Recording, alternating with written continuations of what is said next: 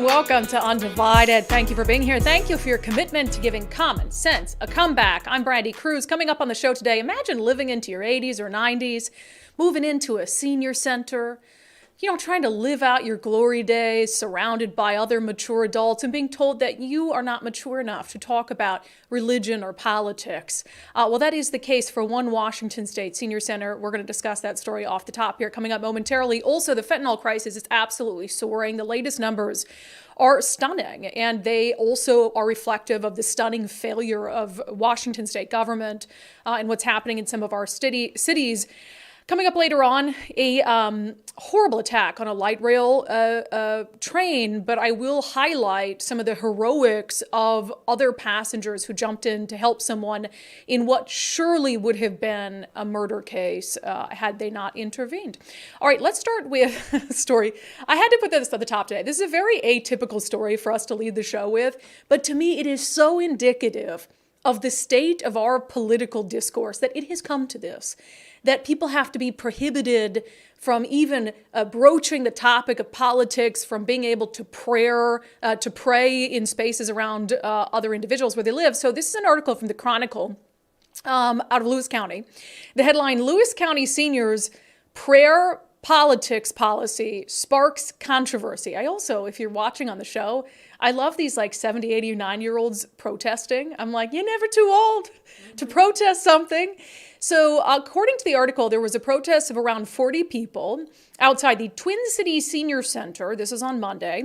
And they were there to voice their opposition to a policy that says, essentially, my read of it is, and their read of it is, that they're not able to pray in this senior center, like if they're gathered for lunch or for dinner, and there will be no discussion of politics at this facility. And again, I just have to, look, I think there's that old rule or adage that, you don't talk religion or politics at the dinner table. And I think that there's some good reasons for that, especially in today's day and age when things are so divisive. But we're talking about people who have lived long lives and have gotten to this point where they're at a senior center, maybe they're living there, maybe they're just visiting there, and they're being told that at their age, they are not, mature enough to be able to engage in dialogue and discourse with other senior citizens.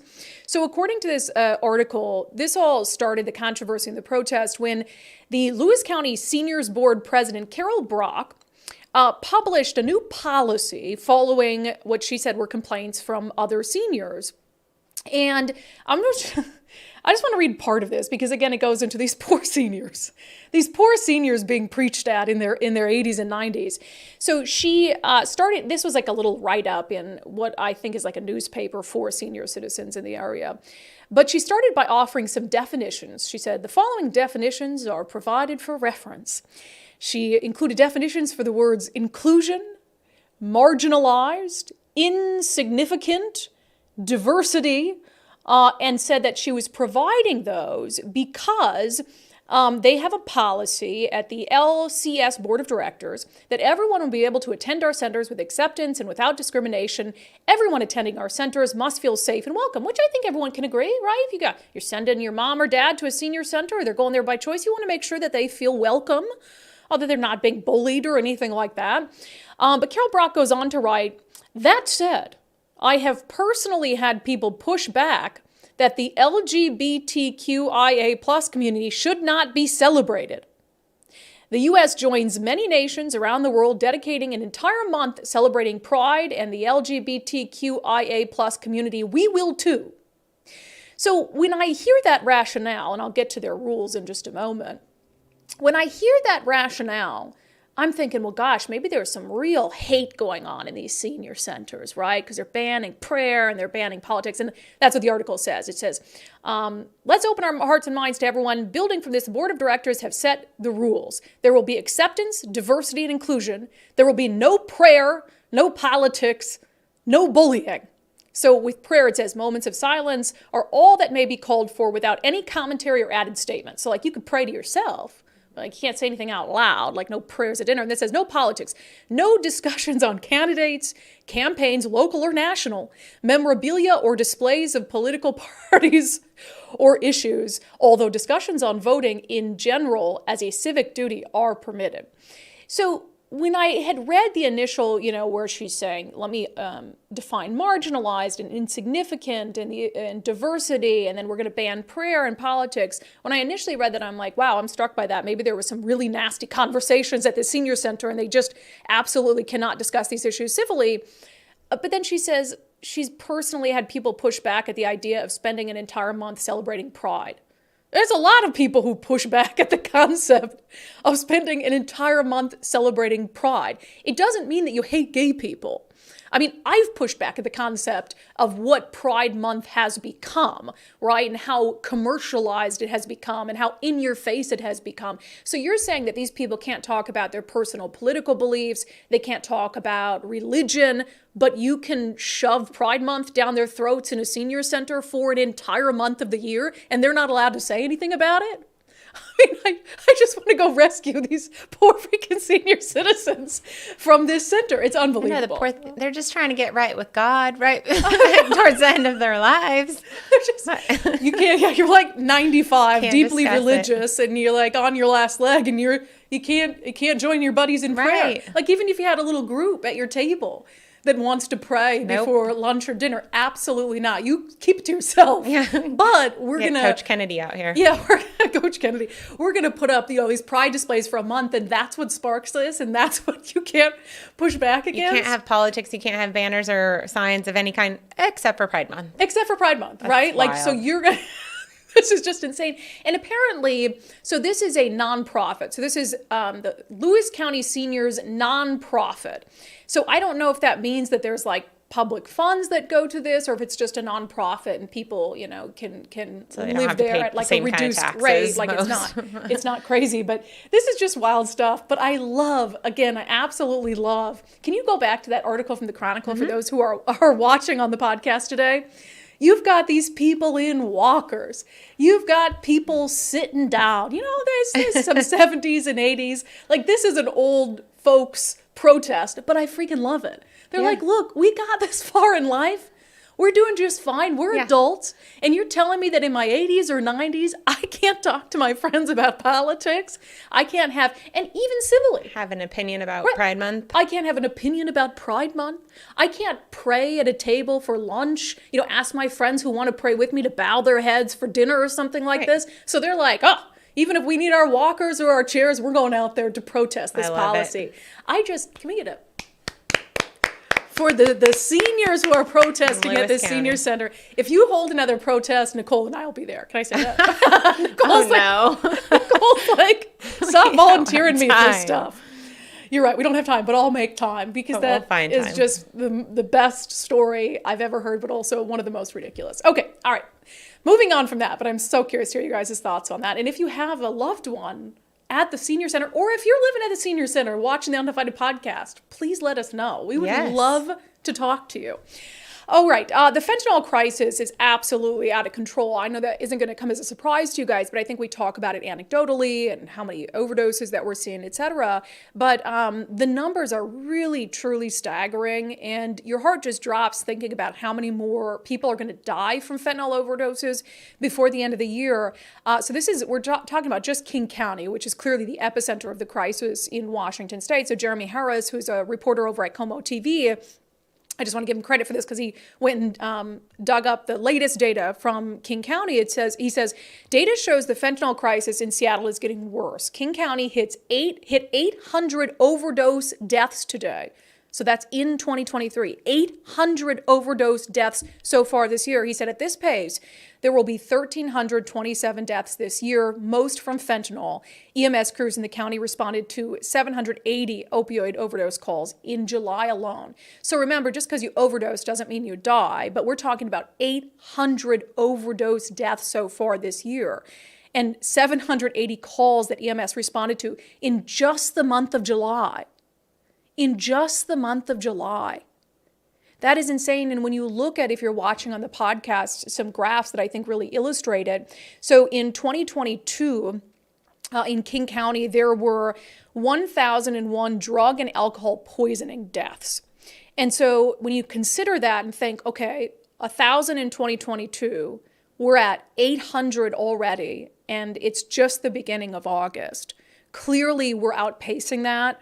And that was already, last year was already this huge, significant spike from 2021, from 2020. I mean, it doubled from 2020. There's 500 in 2020. And then 2022, there's 1,000. I mean, and the fact that, we were talking on the show the other day about Senator Maria Cantwell, who I said emerges from her cocoon every 6 years when it's time for her to run for her Senate seat again. And all of a sudden, the news outlets just eat it up. And they're like, oh, Senator Cantwell's in town. And nobody thinks to ask, well, wow, I haven't seen her in a news story or interviewed her in 6 years. I wonder why she's suddenly in town. But she was in town for a fentanyl roundtable in Seattle, which is fine. Like if people, in charge want to get together around a table for a photo op and talk about what's happening with the fentanyl crisis, I don't think it could hurt, right? But it was stunning to us to see them blatantly ignore what is obviously one of the key reasons why Washington state has the largest increase in fentanyl overdose of any state in the country. I mean, our overdoses are on a pace that is not matched by any other state in the country. And they were sitting here talking about, all these reasons around federal funding is to blame, local funding, et cetera, beds, all this stuff, ignoring the most obvious reason, which is we just allow it.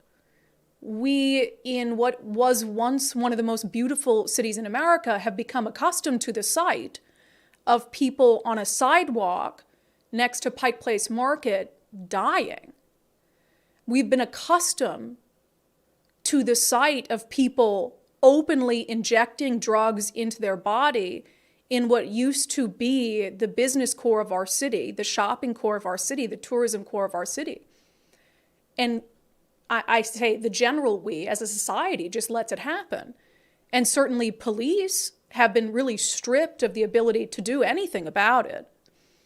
And you have the lowest number of police officers per capita of any state in the nation. SPD is down something like 600 officers from where they need to be. So even if there was the political will to throw the book at these people who are killing themselves out in the open on our streets, there's not the police resources to be able to deal with it. They're trying to deal with shootings and life and death emergencies, one of which we're going to talk about after this story. And so when I consider the fact that we're on this record trajectory to have maybe around 1,300 people die of overdoses in a single county in Washington state this year, and I think about all the critical emergency responses that we took to COVID, right? A lot of which I thought were misguided. But when I think about all the resources that we brought to bear for the pandemic because people, were dying from COVID-19, and you don't see anything even remotely close to that, not even remotely close to that, for the fentanyl crisis and for the drug crisis, despite all the taxpayer money we throw at it. It's really pretty unreal, but it's not surprising. I mean, until we're willing to acknowledge what is happening here, until we're willing to say, hey, we're not just going to let you kill yourself out in the open by using these drugs, then this is not going to get better. So the very first thing that has to happen to fix this is political will. And if there are politicians in office who don't have the political will to just say what is true, to actually identify the root cause of the problem, then we have to replace them with politicians who have that will. It's very basic stuff. It's not political. It's not a Democrat issue. It's not a Republican issue. It's a humanity issue. And we have decided in Seattle and Washington state that apparently we have no humanity, we have no empathy for people, and we are willing to let them die in record numbers on our streets in what we pretend is one of the most wonderful states in America. It's pretty disgusting to me, to be honest. All right, speaking of, I was just saying, even if we had the number of police officers and the political will to be able to respond to the fentanyl crisis appropriately, which we don't, they're busy doing other stuff because violent crime, we know, has also been at record levels. And there is this just stunning video, and I'll do a play-by-play of it for people who are listening on the podcast, but our friend Jason Rance is the first one who got his hands on this footage, and it happened on a light rail. And this was at the end of July. So the guy comes in, And you can kind of see on the video that he's trying to pry the doors of the light rail train open. And during that effort, actually drops the knife that he has in his hand. Maybe that's like a regular scene, because nobody on the light rail train seems to initially kind of be bothered by it. But then he goes to the back and starts stabbing what we understand was a completely random passenger, 51 years old. Witnesses said the passenger was screaming, "Why me? I didn't do anything to you." And I will say that I'm at least happy to see that there were some good Samaritans on the train who immediately rushed to this man's, and you see on the video the pool of blood. It's just horrifying. But I so often see these videos, like in New York City, for instance, and you have people who just watch it, or people who just film it and don't do anything. There were multiple individuals, including a man who appears to have his young child with him, who sends his child to safety and then rushes back to help this innocent man who's being stabbed. He was stabbed several times, according to Jason Rantz. Sounds like he's okay, but I would argue probably only lived because of the intervention of those individuals on the train. There is one man who initially he's just filming. He's standing up on a chair filming, and I'm like, dude, help. But then he takes off his shoe and he starts trying to hurl his shoe at this guy. The suspect in this case is being held on $1.5 million bail, which is good, and actually kind of surprising that he got such a high bail, being held for investigation of assault in the first degree and assault in the second degree. But, one of the issues that Jason Rantz brings up in this article is like, where is security? Just by and large. So I think it also plays into a larger issue that is divisive that shouldn't be. That, this whole war on cars and Democrats want you to take public transit. I would love to take public transit. I would love to have a public transit system that is affordable, effective, and safe. We don't have any of that.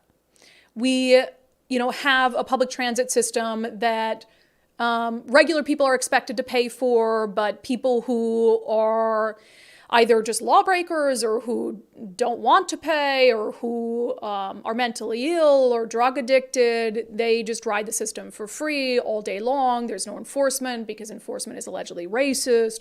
And then you have a transit system that isn't effective in getting people from point A to point B. You have all sorts of issues across our transportation system.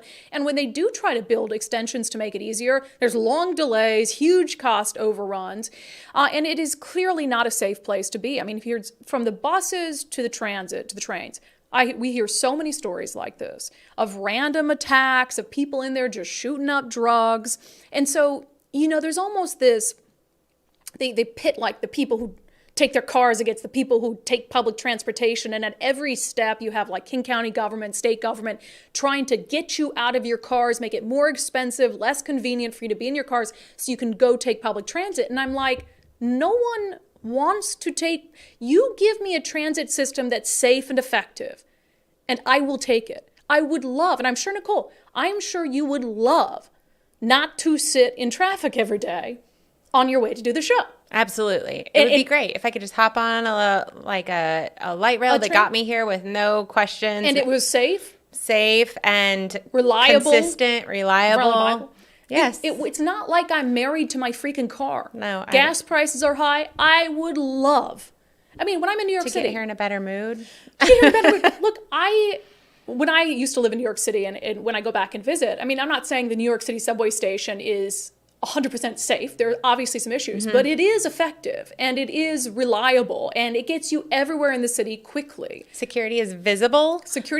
Actual police officers. Right. And yeah, exactly. I think that's the difference is the people that they do have working these light rail stations and all of the trams are not anybody I trust my life with. Well, they're not taking actual proactive security measures. Nope. And this goes back to allowing people to just take the train for free and not enforcing it because it's racist. Okay. Well, if you're going to just not enforce the rules around transit because it's racist, and that's how you end up with the situation that we have with people using drugs on the train, just basically living on the trains, people who are mentally ill, doing stuff like this. Yep. And Jason Rantz points out, he says, prior to the MLB All-Star Week, Sound Transit announced they were hiring an additional 300 security guards to patrol light rail, but they appear to be little more than human props to give the illusion of safety. And that's very true. I mean, are they actually taking proactive enforcement efforts? Thank God for the Good Samaritans on that train, or else I think that 51-year-old man would be dead. And clearly there was no security around to be able to either intervene or to stop it from happening. And on top of all of that, this has become an acceptable environment on trains. So it is not a surprise that it happened. All right, coming up next, CNN keeping up its unbelievable coverage of red states and people fleeing from red states. But first, I've been talking about our friends at First Mark Insurance. Mike and I are now members of the First Mark family. We are so glad we made the switch. We took the First Mark Challenge in the spring. It was really easy. It was free. We scheduled a little Zoom call with them, went over all of our current insurance, talked to them about their insurance needs, talked to them about our insurance needs. Dave Taylor is the CEO of First Mark, and he talked a little bit about the First Mark Challenge. The First Mark Challenge, it's simple. From a consumer standpoint, right? It's simple, it's free, it doesn't take very much time, and it's going to help you feel confident about your coverage, one way or another. And you said earlier, low pressure, we are no pressure, right? At the end of the day, when we get done and we look at that spreadsheet, we're going to tell you, you're going to see the facts in front of you. It's going to be real obvious to you what the right decision is. But our job is to make recommendations. It's our client's job to decide, and we're going to support them whichever way they go. Yeah, and I think the nice thing about First Mark is you don't have to choose between like a good price, good insurance, and good service. You can get all three of those things. Mike and I are so happy with First Mark. It's like having your own personal little insurance concierge. And a lot of people who take the First Mark Challenge end up saving hundreds, if not thousands of dollars a year. So it's a no-brainer. FirstMarkInsurance.com, FirstMarkInsurance.com. Go take the First Mark Challenge. They work for you. Okay, CNN absolutely despises red states, and they want everyone to know it. So that is how they tailor their coverage. Let's talk about it in our segment, Unbelievable.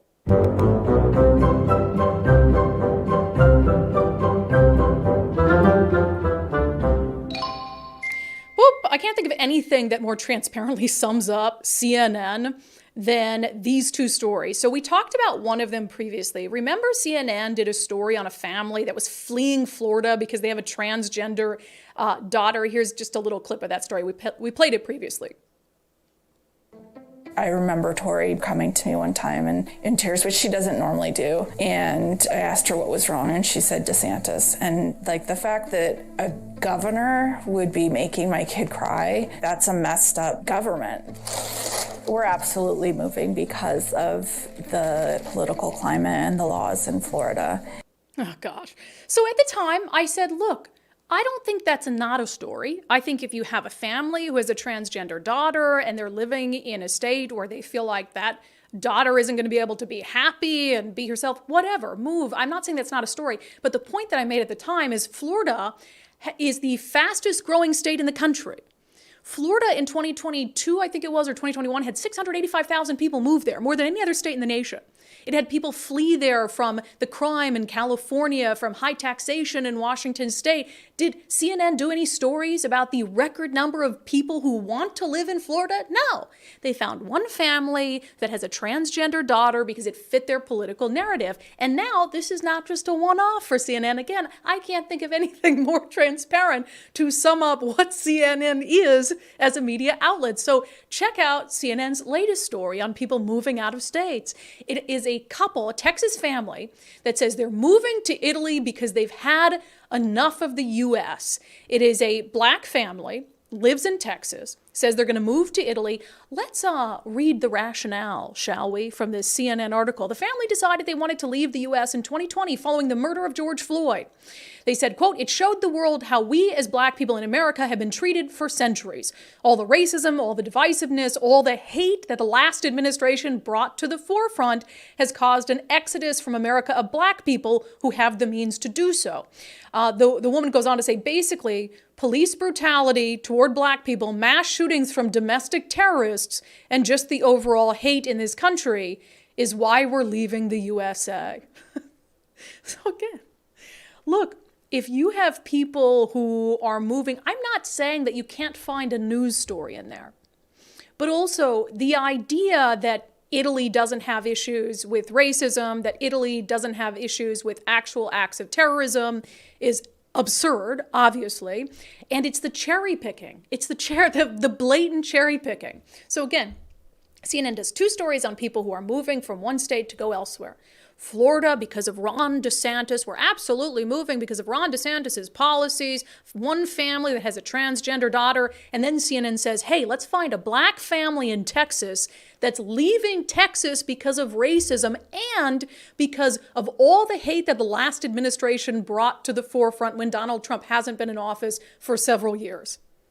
And here I thought, maybe I made the unbelievable mistake of thinking that CNN was trying to get better. Remember, they had brought in someone new. They were trying to change. They were trying to show that they weren't blatantly biased. They were trying to give Republicans a chance. They were trying to platform more Republican candidates in a fair way. Well, this just shows that CNN hasn't made any progress at all. And CNN is who we thought CNN was all along. Unbelievable. All right, coming up next, we're going to dip outside of Washington State. There was an election, a special election that happened in Ohio that is proof, I think, that the abortion issue continues to be not a good issue for Republicans, even in red states. We'll discuss that. But first, we've been talking about our friend Wes Jones, a wonderful real estate agent in our area. And he and his team, there is stuff that you can get from Wes Jones and Associates that you are not going to get anywhere else if you're in the market to sell your home. One of those things is their listing boost concierge service. Here's Wes Jones explaining what it does. So we're going to come in, number one, and we're going to inspect a home, do a pre-inspection. We're going to find out all those little hidden bugs that, a buyer may be concerned with. And if a seller wants to do some cosmetic updates, whether it's flooring, whether it's lighting, countertops, even a kitchen, we're going to help guide them through that. So the Listing Boost Concierge Service, what we can do is we can project manage those rehab projects. We have a list of contractors and preferred vendors that we like to work with and have a ton of experience with. And we'll take that off a seller's hands. We'll go ahead and run that project for them. And we even have some options where they can pay at closing out of their net proceeds. How cool is that?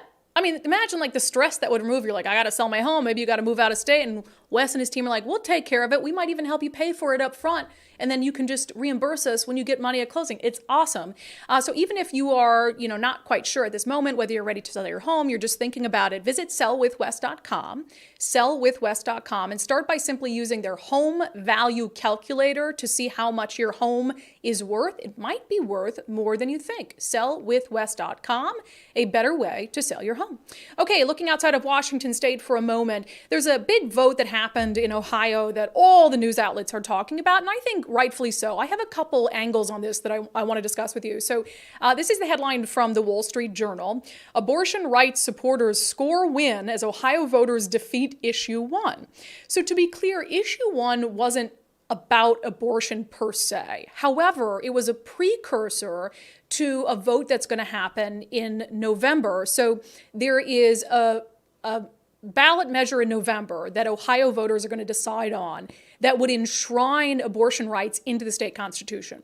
So what the Republicans in Ohio did is, in this special election, they tried to pass Issue 1, which would have made it harder to change the state constitution.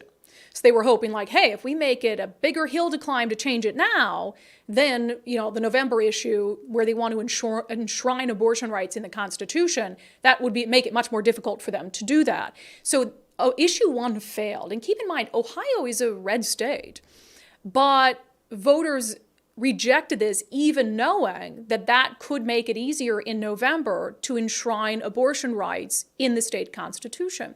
So there's a couple takeaways I had from this as I was kind of reading it and looking at the results, because it wasn't even particularly close. It was around, and it's changing still, but 57% said no, and 43% said yes. So I wouldn't consider that particularly close, and it's really interesting in a red state. But so I think that abortion is going to continue to be an issue into 2024. I've made my opinion known on that. I don't think it's a particularly good issue for Republicans to focus on. Ron DeSantis has been out on the campaign trail talking about, I will be a pro-life president, and I get it. That's what he believes in. That's who he is. But I don't think that that is an effective way to reach the middle and to reach independence in this country. And we have seen time and time again votes, even in red states, that would have to do with chipping away at abortion rights. We have seen those efforts and measures not do well. And so I think as Republicans, you have to decide, okay, Do I stand firm on what is like this deeply held principle and belief I have, which I would never fault anyone for doing? Or do we want to be in a position to be able to win and to make changes on other issues like public safety, limited government, etc.? So that's my thought on that. But I would also say for Republicans to push an issue and push this measure that would make it more difficult for people to amend the Constitution seems totally backward to me. And I know that they're looking at it through the lens of, oh, hey, we don't want people to enshrine abortion rights. But think about what you're doing for a second. As someone who is beholden more than anything else to the Constitution, that bothers me deeply. As someone who believes that the rights need to be, or that the power needs to be closest to the people, that bothers me deeply. So here you have Republicans in Ohio who, have a strong opinion on this particular issue, on abortion. So they want to make it more difficult for the people of Ohio to expand their rights under the state constitution on a variety of other things, until the end of time. Doesn't that seem very backward to you? And so that's really disappointing. And I see this on some other issues as well. We talked about this with Ron DeSantis in Florida, who wants to restrict parents' ability to be able to make medical decisions, with their kids. And I think, well, gosh, that's not very limited government. I don't agree with that. And so I see that pattern sometimes of Republicans when they're trying to push something that they really want, they almost forget that they're supposed to be the party of limited government. And in this case, that they're supposed to be the party that wants power closest to the people. And so stuff like this really seems very contrary to the purpose of what conservatism is all about. Okay, I mentioned DeSantis, so I want to talk about some new polling because, gosh, I got to say, DeSantis is absolutely flailing. And I think it's because he's trying to be too much like Trump, and Trump already has Trump supporters. So he had to be DeSantis, and he just let that go. So IA polls, which kind of like, what is the word I'm looking for? It brings polls together.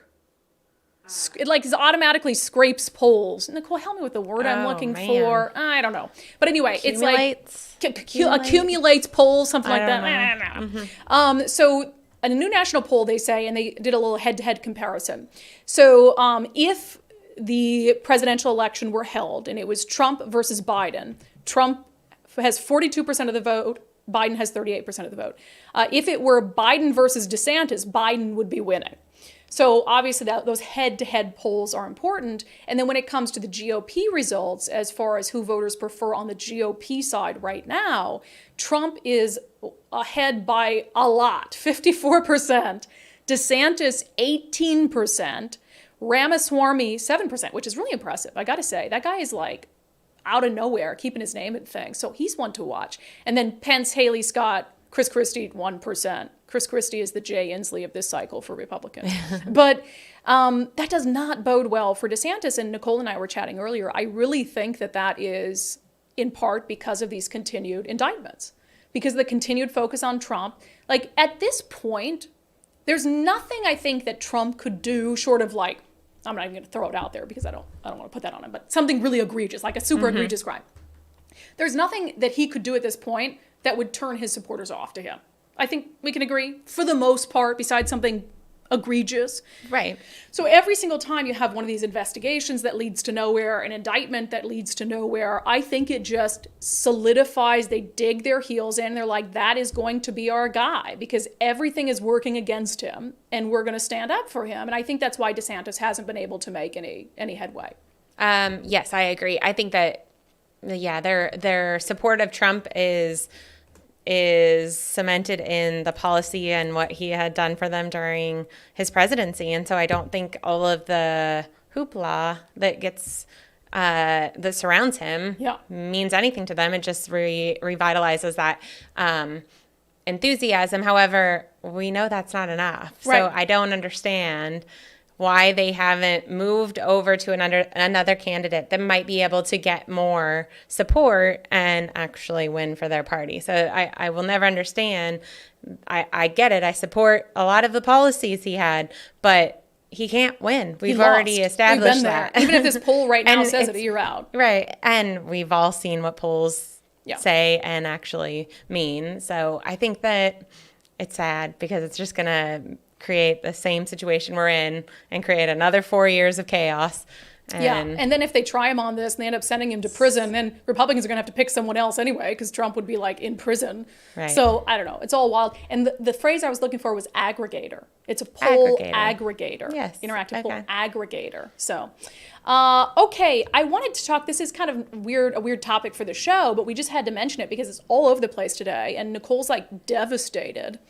Maui is like, it is so sad, in flames. Have you guys seen this? So like the tourist areas in Maui, like the downtown areas, and Nicole, you've been there, I have not, but in Hawaii, it's a wildfire. I think they're still looking maybe at the cause of it. It's wildfire, and then it's being pushed around by the wind. They have hurricane force winds, I guess, that are kind of pushing it around. Oh my God. But yeah, that's Lahaina, which is a major touristy town with a banyan tree that, I mean, I have pictures under. Everybody and their mother that's been to Maui has taken a picture under the banyan tree in downtown Lahaina. I believe it's in Lahaina. There's a couple little strips, but yeah, it's burnt up. I mean, this is history on fire. It is so sad, but yeah, so just, I have a friend there, and her family got evacuated from their resort in the middle of the night, had to drive around the island to get to a safe spot over by the airport. They're sheltering at a church, and everybody's just trying to get flights out, but the flights are having trouble taking off around the smoke. And I mean, this is when I think island fever kind of sets in, where you're like, holy crap, I am stuck on an island. Well, people were getting into the water to escape the fire, like swimming into the water. So anyway, I know people have a lot of good family memories there. Yeah. You obviously do. So I haven't been there, but Mike and I really wanted to go. But I saw a lot of people who've been to Maui on vacation just posting pictures and like heartbroken because you have so many good memories. And so obviously our hearts go out to them, and that's just awful. And hopefully the loss of life, there isn't, do we know yet whether there's been loss of life? I haven't heard of any loss of life. Lots of houses, lots of people's residence, and resorts, things like that. I mean, it will be a while before they recover from this, it looks like. Absolutely devastating. All right, we'll get to your questions and comments from the live stream next. I'm sure there's going to be some comments on what's happening in Maui, so I'm happy to read those as well. But first, we have some eagle-eyed subscribers. You know how many people ask me why I'm not wearing my engagement ring? I got emails, I got comments like, Brandi, are you going to tell us why you don't have your engagement ring on? It's over. No, it's because I lost so much weight on the Eastside Weight Loss Clinic plan, I had to drop my ring off to be resized before we went to Watershed. I figured that was a good time to resize it because I didn't want to bring it out there anyway. So I just dropped it off, and I'm like down, I went from a 7 to a 6, which in ring sizes, that's a lot. That's a big jump. And it was funny because the woman over at Joseph Jewelry, here's a free commercial for Joseph Jewelry in Bellevue. She was like, did he surprise you with that ring? And so that's why like it doesn't fit. I'm like, oh no. Like I had given him my ring size, but I lost that much weight. So that's where my ring is. I'll have it back eventually. I'm still very much in love, and we're still getting married. But anyway, I've obviously had really good results on the Eastside Weight Loss Clinic plan. I've heard from so many of you who have as well. It's not magic. It's not easy. You do have to eat better. I can't eat what I was eating when I gained 42 pounds during the pandemic after I left my job in TV news. But it really teaches you how to eat the right foods in the right portions, and then how to carry that forth into your day-to-day life so you don't feel like you're on a lifelong diet. So do what I did. Schedule a free 15-minute consultation with Dr. Ryan Coogan and his team. You can do that at eastsideweightlossclinic.com. The consultation is virtual. You can do it over the phone. And you can do the entire program virtually. So you don't have to go to their office in Kirkland ever if you don't want to. So eastsideweightlossclinic.com. And maybe you too will need your wedding ring resized. All right, shall we get to questions and comments from the live stream? Brandon, hi Brandon. He says, this is funny. He did a super chat. He said, no comment, just $2. No, that was me. I just put it there so you didn't think I forgot to put the comment. Oh, I thought he said that. No. Brandon, I don't know if you meant to have a question in the super chat, $2. or if you're just like, hey, here's $2, but we appreciate it. On the poor freaking seniors in Lewis County. Oh my gosh. Oh, okay. So Paula clarified something to us. Sorry, yes. I might have got something wrong here. Paula says, hi Brandi, I live in Lewis County. The senior center is a gathering place and not a place of residence for these seniors. They have meals and gatherings. Just wanted to clarify. Okay, thank you for the clarification. So they don't have to live in a place that's censoring them every single day. But if they want to go hang out with their friends, no politics, no praying. praying out loud. Nicole's like, whenever you talk about religion, Brandi, you embarrass me. Okay, if it's not obvious that I'm not religious. Country Guy says, you have to wonder what the veterans at the senior center think about the attack on the First Amendment. And as a senior gay male, I'm tired of the alphabet soup that pride has become. I hear that from people who are gay all the time. I spoke to the Log Cabin Republicans, which is like the LGBT group for LGB. I don't know how many letters they allow in the Log Cabin Republicans, but they said like that's frustrating to them. Like people on the internet, and the right does this, and it bothers me too, where they'll lump in like the furries with gay people. It's like, no, don't put the people who want to dress like cats and dogs in with the gay people. That's not fair. So it bothers me sometimes when conservatives will lump them all together, like to make a point. And it bothers gay people as well. And I've heard from so many of them, including Country Guy on YouTube. Mandy said, no wonder the next epidemic is becoming loneliness. You can't say nothing to nobody anymore. And that's kind of true. Is like, look, let's just talk about this for a second, okay? We're 85, which we'll be friends still when we're 85. Of course. You don't sound very confident. No, we will. Okay. Of course. So we'll be sitting there, at the senior center, and let's just say you cannot talk about politics, and you can't talk about religion, and you're 85. Now, you could talk about your family, I guess. Yeah, I mean, that gets annoying if you hear about somebody's, Uncle Bob or grandkids. You show a picture of grandkids. You could play a game and stuff. But it's like, I'm sorry, there are so many things you can talk about around politics and religion that aren't offensive. Right. And I'm sure there are so many seniors who don't take things too far. Yeah. And again, this goes back to, she's basically saying people raised concerns with having to do a whole month of Pride Month celebrations. There was no punches thrown or anything like that over politics. Right. Sounds like, she got offended. Yeah, and it's like, okay, if there's somebody being hateful and racist, that's totally different. It doesn't sound like that's what it was. No. Will you request an interview with this woman who put that little the rule list out? Because I would like to hear from her about what exactly the extent of the problem was, where they have to have such broad rules for these senior citizens. Now, I will say, I do think that there's an older mentality that still hasn't jumped on board with some of the way of thinking that some of us have. Social so issues. I'm sure that they thought, she heard something said by somebody and then got offended. And I'm sure it was offensive. Oh, I know, no doubt. However, they're 85s, 90s, however old they are, you can't teach an old dog new tricks. It's really hard. Right. And so why don't you have a discussion with them about why that might not be the way to think these days, and then move on with your life. Allow the conversation. These people have been around for 8-9 decades, and you're saying that they can't talk it out. And we all have, the family member, the older male family member who says offensive stuff, and you're like, hey, maybe you shouldn't say that out loud, but you just move past it. So or you have a discussion and maybe you'll change the way of thinking. If you just tell them they can't talk about it, then those ideas and the old way of thinking might be lingering, and you're not doing anything about it. Yeah. So silly. Anyway. Silliness. Or just let them think the way they think. They're 85. They're not changing. On. They're not changing. Mike's in his 40s and he's stubborn. Okay, well, not like that. Sorry, Mike. Don't lump him into this conversation. About, he's got his way of, loading the dishwasher, and he's like, that's how I'm going to do it every day for the rest of my life. Yeah, I'm not saying that Mike is a hateful person. Totally separate. But you get into even your 40s and 50s, and you're so set in your ways. Whatever you do, you're just stubborn. So anyway, it's all ridiculous. I know. Let me see. Jenny said, thanks for examining the hypocrisy and censorship of free speech and free will.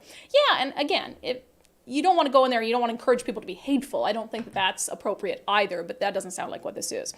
Andy says the seniors brought their protest to the county council meeting yesterday. Yeah. Oh my God, gosh. I'm going to have to look for some of that video. I would love that. Deanne says, you work as She works as a home care aide. As a home care aide. I have clients at a senior center in downtown Vancouver where residents are not allowed to talk politics.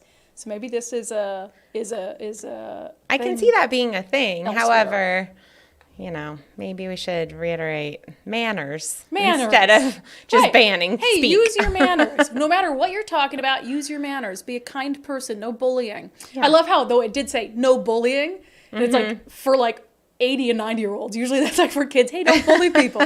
Mugshot Espresso says this is part of the culture war where a line has to be drawn. On the fentanyl crisis, Shannon Barbour says, our dear friend died Saturday. She was poisoned by a fentanyl-laced pill. Wow, I'm so sorry to hear that. She was like a sister to us. She didn't know she was taking a poison pill. I've heard so many stories like that. First of all, Shannon, we're so sorry to hear that. I've heard that from parents whose children, they bought something on TikTok from their friends and thought it was one thing and it ended up having fentanyl in it and it killed them. And so you just don't know what you're taking, which is, obviously why it's encouraged that you only take pills that are from a doctor and prescribed, because you don't know what it's laced with. Drug dealers don't care about you. They don't care about your life. They just care about making money. The light rail chaos and stabbing. Rachel says, more people need to conceal and carry in Washington. Wouldn't need to waste money on this criminal's defense, housing, and food for life. We'll talk more about that actually coming up in Sanity Check. But that is where it will come.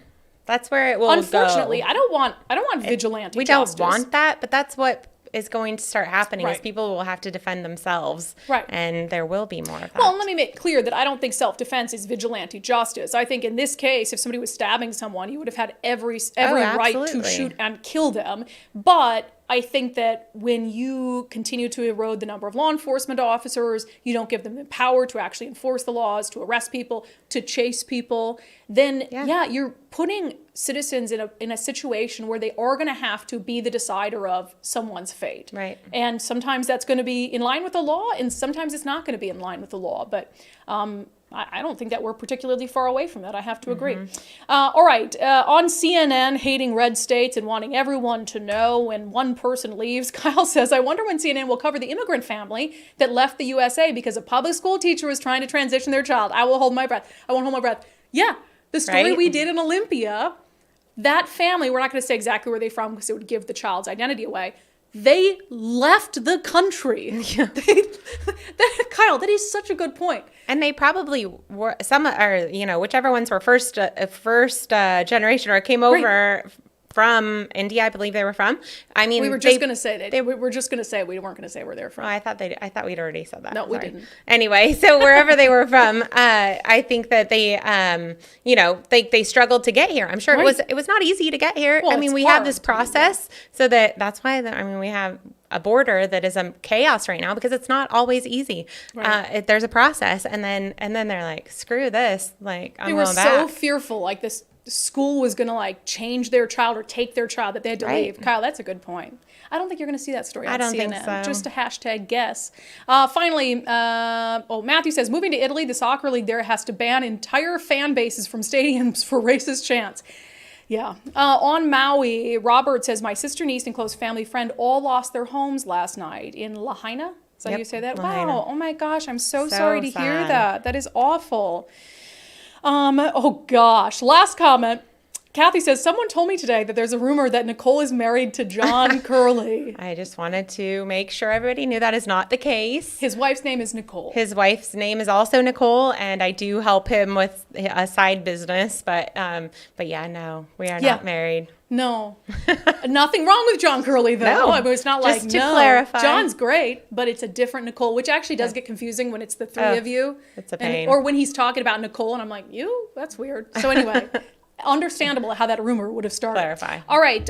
Thank you for the great comments and questions. As always, let's get to our closing sanity check. So when we're talking about the attack on the light rail station, I think you'll probably find out this person's mentally ill. I don't think that you jump on a light rail station and just start stabbing someone at random unless you probably have a mental health issue or you're deeply, deeply evil. I mean, that happens too. But more likely than not, this person's mentally ill. And more likely than not, they won't be given a hospital bed in time as is required. And more likely than not, we'll end up actually paying them out of taxpayer funds for every day they sit in a jail cell without getting to a mental health facility. So it is no question that our mental health system is deeply, deeply broken. Absolutely no question. But I think that's the fault of, at least in part, the governor who has been in charge for the last 12 years. At Western State Hospital, which is our state's largest psychiatric hospital, things were so bad that we lost our federal accreditation. And we know that it has been an absolute disaster there. So anyway, there's this article in the Seattle Times that says Washington buys closed Tukwila Psychiatric Hospital for nearly $30 million. And it now says, so this used to be a privately run psychiatric hospital. It recently closed. So now the state Department of Social and Health Services is going to buy it to serve 20 so-called, this is according to Times, civil conversion patients from Western State Hospital, people with criminal charges who, because of their possible danger to themselves or others, or because they're gravely disabled, are moved to the civil side of the legal system. So in theory, this hospital would be used to house people who maybe aren't severe enough or aren't the type of cases that should be at Western States. They're going to be transferred here. Now, look, fine. I think we need more mental health beds. I think we do. I think we need more mental health services in Washington State. I think we do. But if we think for one freaking second that because the state has a new building, that they're going to be able to operate it better than the other building, that would be the definition of insanity. Washington State has shown that they are incapable of dealing with potentially violent individuals who are mentally ill. If they were able to run a facility well, they would be running Western State Hospital well. They're clearly not able to do it. They don't have the resources to do it, they don't have the staff to do it, and they don't have the political will to do it in a way that it needs to be done. So just because the Department of Social and Health Services and Washington State are scooping up a psychiatric hospital to be able to offer more beds, do not get your hopes up that that hospital will be run any better than the mental health facilities we already have. All right, that has been today's episode of Undivided. Thank you for being here. Thank you for your commitment to giving common sense a comeback. And I didn't even mention on the show yesterday about the earthquake. I had an earthquake. I got woken up yesterday by an earthquake. Just thought I'd mention that. I'm curious if any of you felt the earthquake. 4.0 magnitude in Falls City. That was your first one you've actually felt.